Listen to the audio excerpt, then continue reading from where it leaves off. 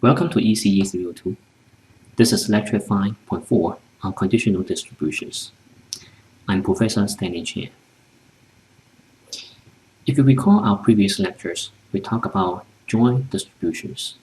We talked about a pair of random variables. We talked about the joint PDF, the joint PMF, joint CDF, and as well as the joint expectations.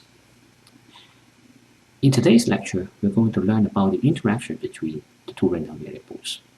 In particular, we want to learn about the conditional PMF and conditional PDFs. Here's the outline of today's lecture. We're now in the third section of this chapter 5.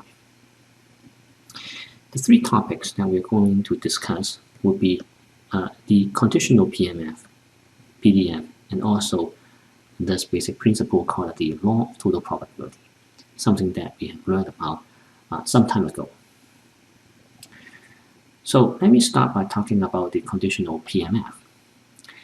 The conditional PMF is really nothing the conditional probability that we have learned about in chapter number 2. The definition of the conditional PMF goes with a pair of random variables, x and y. Its definition is given by this. You have this p of x, vertical line of y, and then x given y. This definition is really the probability of the event that x equals to small x and y equals to small y. And you have this conditioning going on here. Now, this is a conditional probability of two events, and we know that this is the same as just the intersection of the two events divided by the other event. Okay, so this ratio is exactly the same as the ratio that I'm defining on the right hand side. In the numerator, it is this joint probability. In the denominator, is this marginal probability. Here is a very simple illustration of what's going on in this conditional PMF. We have a random variable x, which is the sum of two coins, and then y is the first coin, the value of the first coin. And so if you're conditioning on the fact that y is 1, then you need to knock out the first case. Why? Because if the first coin is 1, that's impossible for you to get a coin and the sum of the coin to be 0. Okay, and so if your condition on y equals to 1, you knock out the first possibility, and then you only have these two.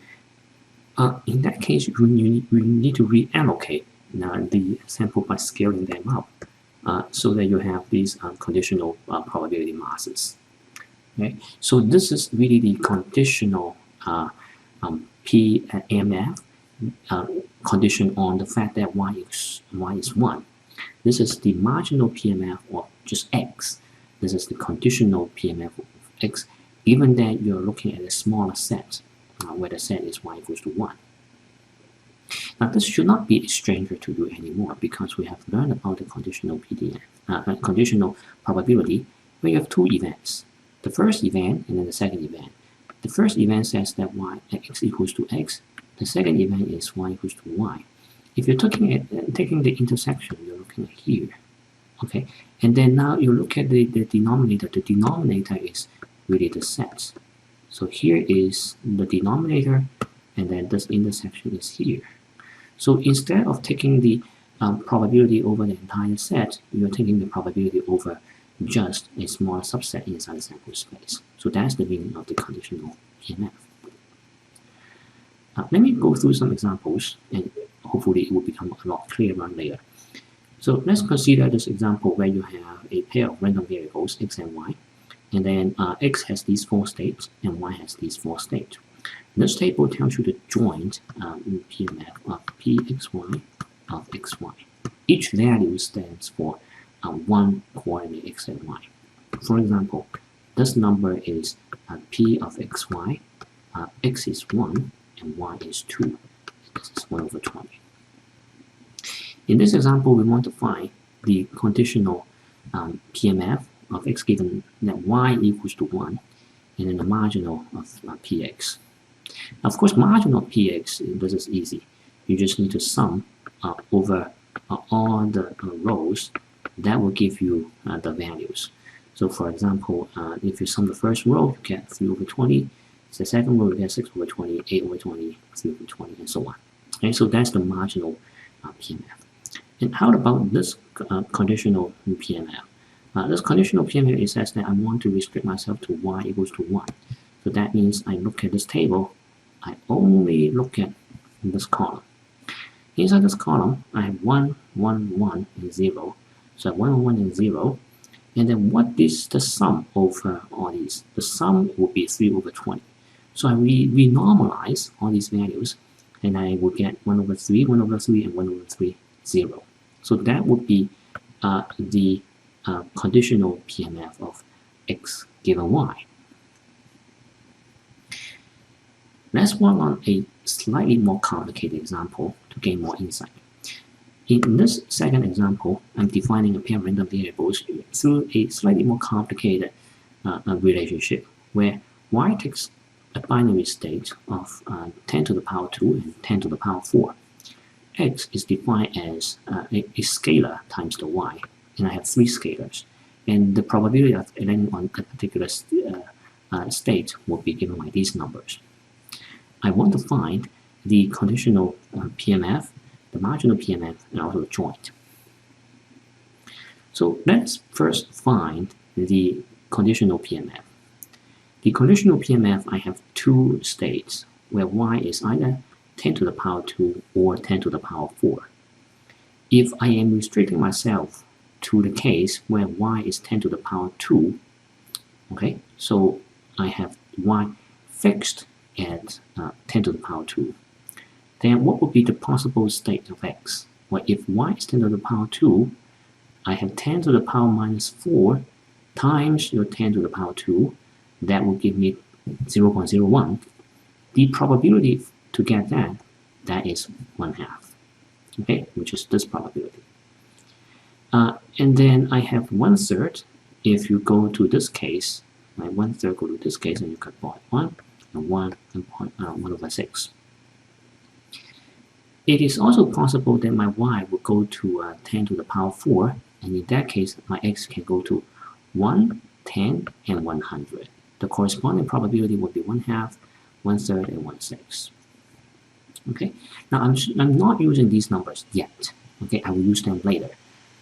But as far as the conditional PMFs are concerned, I just need to look at these numbers and then look at its possible states. So this pair equation has defined the conditional PMF. How about the joint PMF? The joint PMF can be calculated as follows. You have a pair of cases, and then we know that the probability that x and y, you have a small x and a small y, there are how many possible cases for the y's? Well, there are only 2 possible cases for the y. So you have px of y of x where y equals to 10, 2, and then px and y x and 10 to the power 4. So you have just 2 cases. Now the x, of course, can vary from whatever state that you give it. So now you go to this table here. You have y equals to 10, 2, and 10, 4, and then you have these x values. These numbers come from where? This 512 is the probability that x is 0.01, and then y is 10 to the power 2. How would you get that? This is the conditional probability, 0.01, given 10 to the power 2 times your marginal probability, y is 10 to 2. Okay, so this is according to the table here. You have this, so you have 1/2, and then the marginal. This is py equals to 10 to the power 2, which is this number. So you have 5 over 6. And so when you multiply them, that will give you 5 over 12. So this table is really the joint PMF of x and y. And then from this table, you can also calculate the marginal. The marginal, for example, for x, you just sum all the columns. That will give you px. Now let's work on the third example. The third example is following from the example number 1. Okay, so example number 1 says that you have this table, okay, a 4x4 table. And for example number 1, we want to find the probability that x is bigger than 2, given that y is 1. We also want to find the probability that x is bigger than 2. So how do you find that? Well, the rule of thumb here is that if you want to calculate this conditional probability, then the PMF that you need to use would be the corresponding conditional PMF. You should not use the PMF of x, not the PMF of y. It has to be the PMF of x given y, because the probability that you're calculating is x given y. So what is the y value? Y you are fixing at 1. So you're really looking at the PMF of x given y equals to 1. And then you have this the set of states, which is x bigger than 2. So how do we do that? We list out all the possible values of these conditional PMFs, which is 1 given 1, 2 given 1, 3 given 1, and 4 given 1. They all have values, okay? And now, since I'm looking at the event that x is bigger than 2, I knock this out because this x, the x has to be bigger than 2, and this x is, these two cases, they are not inside this set, okay? Only these two are inside the set. And then the probability for this event will be 1/3. The probability for this event will be 0. We add this thing up, you get 1/3. So this is how we calculate the conditional probability from the conditional PMF. The second probability, which is the unconditioned probability, which is x bigger than 2, that you can just calculate using the PMF, right? Using the PMF, that is the marginal PMF of x. So sum over possible values of x. This is x bigger than 2, so you knock out these two cases because they are less than 2. You calculate these two numbers, get 11 over 20. The alternative to calculate this probability is by means of law of total probability. And we know how to do that because this is probability of x bigger than 2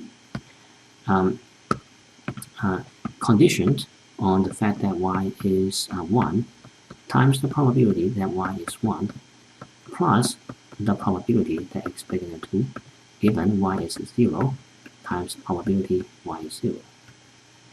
And you can plug in the numbers, and I promise you will get the same number. So this example illustrates how do we calculate the probability from the conditional PMFs. The way that we solve this problem is really summarized by this theorem. It says that the conditional probability is the sum of the conditional PMFs. If you want to evaluate a set, you do this law of total probability. You calculate the conditional PMFs, and then you calculate this probability, and then you sum over the exterior, the outer loop using the y's. Okay. The rule of thumb for the conditional distributions is as follows. The PMF and PDF should match with the probability that you are finding. For example, if you're finding the conditional probability of x given y, then you need to use the conditional PMF. If you're finding just the probability, then you need to use the marginal PMF. Or you can use the law of total probability. Now, let me also talk about the continuous case. The continuous case is very, very similar to the discrete case. You can define the conditional PDF instead of the PMF as follows. You can define the ratio between the joint PDF divided by the marginal PDF, and you can define this ratio. That will be your conditional PDF. That is not much different from the conditional PMF. And then what? And then you replace all the summations by integrations. So that goes to the two theorems. If you want to calculate the event, conditional event, you use the conditional PDF. That's the continuous case. If you want to do the decomposition, you calculate the conditional probability and you integrate using the outer loop. Let me show you some examples. The first example is that you are given a PDF, a joint PDF for the pair of random variables x and y, and they're given by this equation.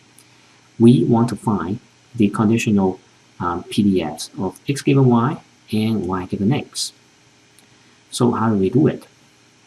Well, in order to find these two, certainly we need to take the ratio. We need to take the ratio of the joint divided by the marginal, or joint divided by the marginal. Okay, so that is the definition of the conditional PDF. How do we do it? Well, certainly the joint we have access to, so we need to find the marginal PDFs. The marginal PDF, according to the definition, it will be the integration over the other variable that you are not interested in. So you integrate over the y's. However, in this problem, it is interesting because y is less than x.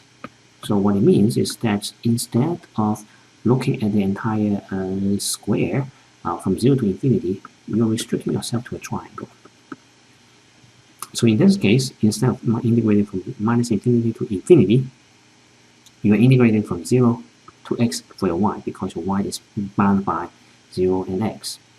Similarly, for this case, you're integrating the x is bounded by y in infinity. So you can get to this expression. After you have calculated all these two expressions, you take the ratio, and then you can calculate the conditional PDFs. So that should be pretty straightforward after you understand the concept here. Let's work on another example to make sure that we understand the idea.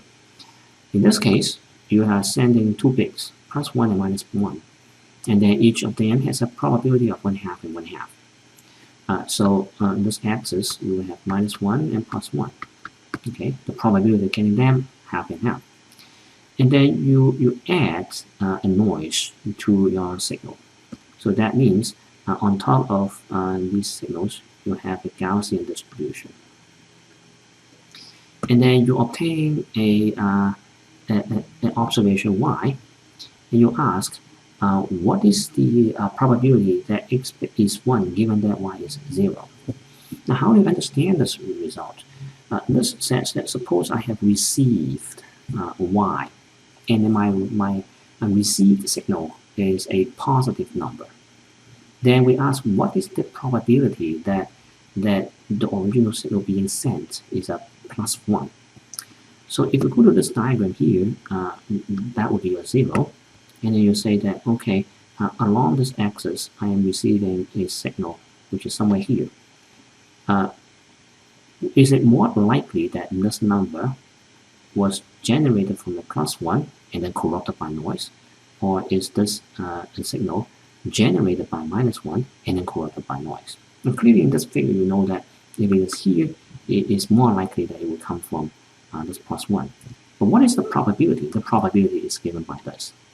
X is +1 conditioned on y being positive.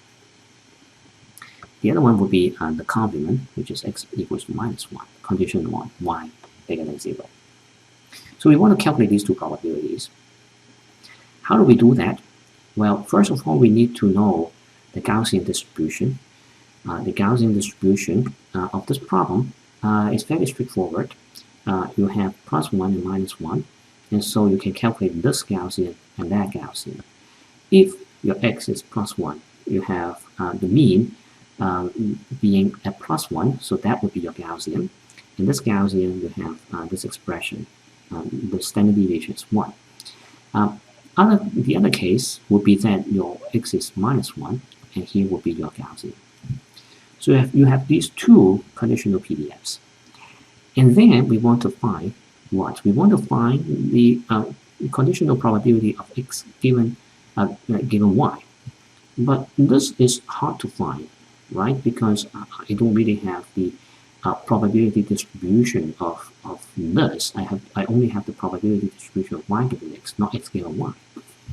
So how do we do that? We can first find the opposite. We can find y given x. Okay, so we find y given x, and then we multiply with px, and then we divide by py. that, according to Bayes' theorem, will give me x given y. Okay, so we want to find this number first, find this number, find this number, and then we will be able to find the other number. So what is this probability of y positive and x equals to +1? This is easy because we have access to the PDF. That is the PDF here, and then we want to calculate the event that y is positive. So integrate dy from 0 to positive infinity, and then you carry on the calculation, and you arrive at this expression, 1 minus the phi function evaluated at -1. Okay, so now how about the other case? The other case will be x equals to -1. And so you use this PDF, you plug in the number, you calculate it, you do this integration from 0 to infinity of this PDF here over dy, and then you can get to this expression. Then what? Then we can apply the Bayes theorem. The Bayes theorem is a tool to help us switch the order of the integrations of the conditional. So you have x given y and the y given x. This is a number we have just calculated. This is 1/2. How about this numerator, a denominator? The denominator can be calculated using the law of total probability. So you have the first case, x being +1, the second case, x being -1. You plug in all the numbers, you get 1/2.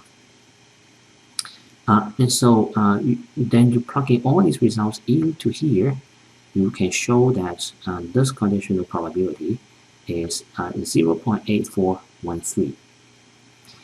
Similarly, you can also calculate the other probability, it is 0.1587. The implication is that if you receive a signal, which is here, which is a positive number, the probability that it was originally generated by +1 is 84%. Okay, and therefore, if you ever receive a signal that lives on the positive side, it is very likely that it came from a positive one. So I hope that this example has given you some idea of how do we calculate the conditional probabilities from the conditional PDFs, and also apply the Bayes theorem as well as the law of total probability. To summarize, I will just recall these two statements.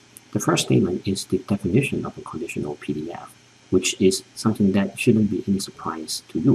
It would be the ratio of the joints divided by the marginal. The other result is the decomposition result, where if we want to compute the conditional probability, we need to integrate the conditional PDF. The other result is the law of total probability. What we need to do is to integrate the probability that we have. This is the conditional probability. We multiply with the distribution of y, and then we integrate over all the possible values of y. This is a decomposition result. So with these three tools, we'll be able to tackle many problems. And I would just say that this topic is actually, the idea is very simple. However, it will take a lot of practice to become familiar, become fluent in the calculation.